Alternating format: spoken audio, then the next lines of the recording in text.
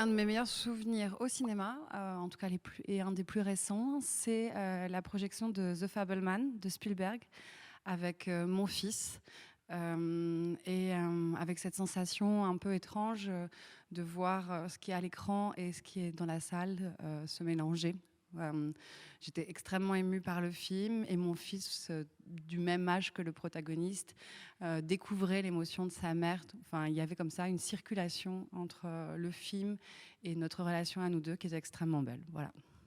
Alors pour moi, la partie la plus facile, peut-être pas forcément peut-être la plus facile, mais en tout cas une des plus joyeuses, c'est le casting. C'est ce moment où tout d'un coup on cherche une histoire d'amour possible entre un personnage et une personne qu'on va rencontrer. Voilà, je trouve que c'est toujours un moment extrêmement beau, joyeux, et parce qu'il y a de la joie, effectivement, pour moi, il y a de la facilité. Et peut-être la partie la plus difficile, c'est en fait tout ce processus qui fait que on rêve un film à un, parfois à deux avec le co-scénariste.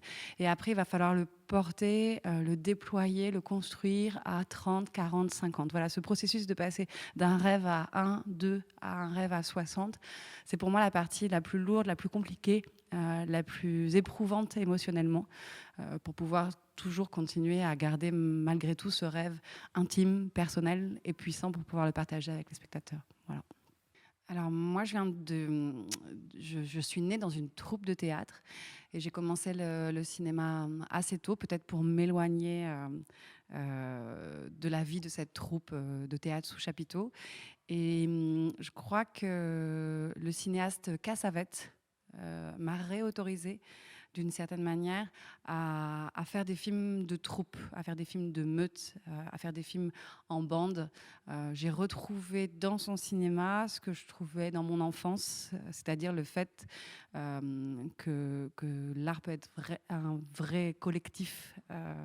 On peut embarquer comme ça, famille, amis, dans le projet d'un film. Voilà. Au revoir. Buenos dias.